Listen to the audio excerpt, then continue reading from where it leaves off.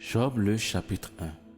Il est écrit: Il y avait dans le pays d'Uth un homme dont le nom était Job. Cet homme était intègre, droit, craignant Dieu et se détournant du mal. Et il lui naquit 7 fils et 3 filles. Et il possédait 7000 brebis, 3000 chameaux, 500 paires de bœufs, 500 ânesses et un très grand nombre de serviteurs. Et cet homme était le plus grand des enfants de l'Orient. Et ses fils allaient les uns chez les autres et se donnaient un repas chacun à leur jour, et ils envoyaient convier leurs 3 sœurs à manger et à boire avec eux. Et quand le cercle des jours de festin était achevé, Job envoyait chercher ses fils pour les purifier. Et se levant du bon matin, il offrait un holocauste pour chacun d'eux. Car Job disait: peut-être mes fils ont-ils péché et ont-ils renié Dieu dans leur cœur. Ainsi faisait Job toujours. Or il arriva un jour que les fils de Dieu étaient venus se présenter devant l'Éternel. Satan vint aussi au milieu d'eux. Et l'Éternel dit à Satan: d'où viens-tu? Et Satan répondit à l'Éternel et dit: de courir ça et là sur la terre et de m'y promener. Et l'Éternel dit à Satan: as-tu remarqué mon serviteur Job? Il n'y en a pas comme lui sur la terre, intègre, droit, craignant Dieu et se détournant du mal. Et Satan répondit à l'Éternel et dit: est-ce pour rien que Job craint Dieu? N'as-tu pas fait comme une haie de tous côtés autour de lui, autour de sa maison, autour de tout ce qui lui appartient? Tu as béni l'œuvre de ses mains, et ses troupeaux se répandent sur la terre. Mais étends ta main, touche à tout ce qui lui appartient, et tu verras s'il ne te renie pas en face. Et l'Éternel dit à Satan: voici ce qui lui appartient est dans ta main, seulement ne porte pas la main sur lui. Et Satan sortit de devant la face de l'Éternel. Il arriva donc un jour, comme ses fils et ses filles mangeaient et buvaient du vin dans la maison de leur frère aîné, un messager vint vers Job et lui dit: les bœufs labouraient et les ânesses passaient à côté d'eux, et ceux de Sheba se sont jetés dessus et les ont pris et ont passé les serviteurs au fil de l'épée, et je me suis échappé moi seul pour te l'annoncer. Cet homme parlait encore lorsqu'un autre vint et dit: le feu de Dieu est tombé du ciel, et il a brûlé les brebis et les serviteurs. Il les a consumés, et je me suis échappé moi seul pour te l'annoncer.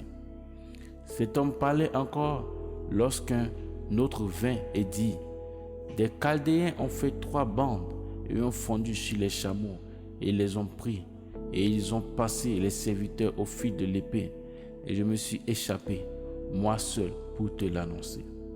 Cet homme parlait encore lorsqu'un autre vint et dit: tes fils et tes filles mangeaient et buvaient du vin dans la maison de leur frère aîné. Et voici, un grand vent est venu de l'autre côté du désert et a donné contre les 4 coins de la maison. Et elle est tombée sur les jeunes gens, et ils sont morts. Et je me suis échappé, moi seul, pour te l'annoncer. Alors Job se leva, et il déchira son manteau, et il rasa sa tête, et il se jeta par terre, et il se prosterna. Et il dit: nu je suis sorti du ventre de ma mère, et nu j'y retournerai. L'Éternel a donné, l'Éternel a ôté. Que le nom de l'Éternel soit béni. En tout cela, Job ne pécha point et n'attribua rien de mauvais à Dieu. Job le chapitre 2. Il est écrit: or il arriva un jour que les fils de Dieu étant venus se présenter devant l'Éternel, Satan vint aussi au milieu d'eux se présenter devant l'Éternel. Et l'Éternel dit à Satan: d'où viens-tu? Et Satan répondit à l'Éternel et dit: de courir ça et là sur la terre et de m'y promener. Et l'Éternel dit à Satan, as-tu remarqué mon serviteur Job? Il n'y a pas comme lui sur la terre, intègre, droit, craignant Dieu et se détournant du mal. Il tient encore ferme dans son intégrité, et tu m'as excité à le ruiner sans motif. Et Satan répondit à l'Éternel et dit, peau de peau, tout ce que l'homme possède, et il donne sa vie. Mais étends ta main et touche à ses os et à sa chair, et tu verras s'il ne te réunit pas face à face. Et l'Éternel dit à Satan, voici, il est en ta main, seulement respecte sa vie. Et Satan sortit de devant la face de l'Éternel, et il frappa Job d'un ulcère malin, depuis la plante des pieds jusqu'au sommet de la tête. Et Job prit un tesson pour se gratter, et il était assis dans la cendre. Et sa femme lui dit, tu tiens ferme encore dans ton intégrité? Renie Dieu et meurs. Et il lui dit, tu parles comme une femme insensée. Nous recevons le bien de la part de Dieu, et nous ne recevrions pas le mal. En tout cela, Job ne pécha point par ses lèvres. Et 3 amis de Job, Eliphaz de Théman, Bildad de Shuash, Sophar de Naama, ayant appris tous les maux qui lui étaient arrivés, partirent chacun de leur pays et convinrent ensemble d'un jour pour venir lui faire leurs condoléances et le consoler. Et ayant de loin levé les yeux, il ne le reconnut pas. Alors il élevait la voix et il pleurait, et il déchirait leur manteau, et il jetait de la poussière vers le ciel, au-dessus de la tête. Puis il y restait assis à terre avec lui 7 jours et 7 nuits, et aucun d'eux ne lui dit une parole, car il voyait que sa douleur était fort grande. Job le chapitre 3. Il est écrit. Après cela, Job ouvrit la bouche et maudit le jour de sa naissance. Et prenant la parole, Job dit, périsse le jour où je suis né, et la nuit qui a dit un homme est conçu. Que ce jour soit ténèbres, que Dieu ne s'en enquiert pas d'en haut, qu'aucune lumière ne brille sur lui. Que les ténèbres et l'homme de la mort le reprennent, qu'une sombre nuée demeure sur lui, qu'une éclipse le remplisse d'horreur. Que l'obscurité s'empare de cette nuit, qu'elle ne se réjouisse pas au milieu des jours de l'année, qu'elle n'entre pas dans le compte des mois. Voici que cette nuit soit stérile, et qu'aucun cri de joie n'y survienne, qu'ils la maudissent ceux qui maudissent les jours, ceux qui sont habiles à faire lever Léviathan. Que les étoiles de son crépuscule soient obscurcies, qu'elle attende la lumière et qu'il n'y en ait point, et qu'elle ne voie pas les paupières de l'aurore, parce qu'elle n'a pas fermé le sein qui me porta, et n'a point caché la douleur à mes yeux. Que ne suis-je mort dès le sein de ma mère, au sortir des flancs, que n'ai-je expiré? Pourquoi des genoux se sont-ils présentés à moi, et pourquoi des mamelles pour être sucées? Car maintenant je serai couché et tranquille, je dormirai, je serai en repos, avec les rois et les arbitres de la terre qui se bâtissent des morcelets, avec les princes qui ont de l'or, qui remplissent d'argent leur maison. Ou bien comme l'avorton caché, je n'existerai pas, comme les petits enfants qui n'ont pas vu la lumière. Là, les méchants ne tourmentent plus personne, et là se reposent les hommes fatigués.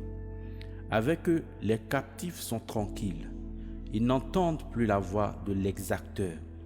Là, le petit et le grand sont ensemble, et l'esclave est délivré de son maître. Pourquoi donne-t-on la lumière aux malheureux et la vie à ceux dont l'âme est pleine d'amertume, qui attendent la mort et elle ne vient point, qui la recherchent plus qu'un trésor, qui serait content jusqu'à l'allégresse et ravi de joie s'il trouvait le tombeau. À l'homme qui ne connaît pas sa voie et que Dieu saigne de tous côtés. Car je soupire au lieu de manger et mes cris se répandent comme l'eau. Ce que je crains m'arrive et ce que j'appréhende vient sur moi. Je n'ai ni paix, ni tranquillité, ni repos. Le tourment est venu. Job, le chapitre 4, il est écrit. Alors Eliphaz de Théman prit la parole et dit, si l'on tente de te parler, te fâcheras-tu? Mais qui pourrait retenir ces paroles? Voici, tu as souvent instruit les autres et tu as fortifié les mains affaiblies. Tes paroles ont relevé ceux qui chancelaient et tu as raffermi les genoux qui pliaient. Et maintenant que le malheur t'arrive, tu te fâches et parce qu'il t'a atteint, tu es tout éperdu. Ta piété ne fait-elle pas ta confiance? Ton espérance n'est-ce pas l'intégrité de tes voies? Cherche ta mémoire. Quel est l'innocent qui a péri? Et où des justes ont-ils été exterminés? Pour moi, j'ai vu que ceux qui labourent l'iniquité et qui sèment la peine, la moissonnent. Ils périssent par le souffle de Dieu et ils sont consumés par le vent de sa colère. Le rugissement du lion, le cri du grand lion cesse et les dents du lionceau sont anéanties. Le lion périt faute de proie et les petits de la lionne sont dispersés.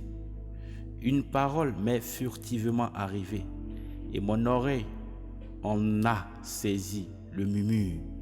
Au milieu de mes pensées, pendant les visions de la nuit, quand un profond sommeil tombe sur les humains, une frayeur et un tremblement me saisit et un effrayeur tous mes os. Un esprit passa devant moi et fit hérisser le poil de ma chair. Il se tint là et je ne reconnus pas son visage. Une figure était devant mes yeux. Il y eut un silence et j'entendis une voix. L'homme sera-t-il juste devant Dieu?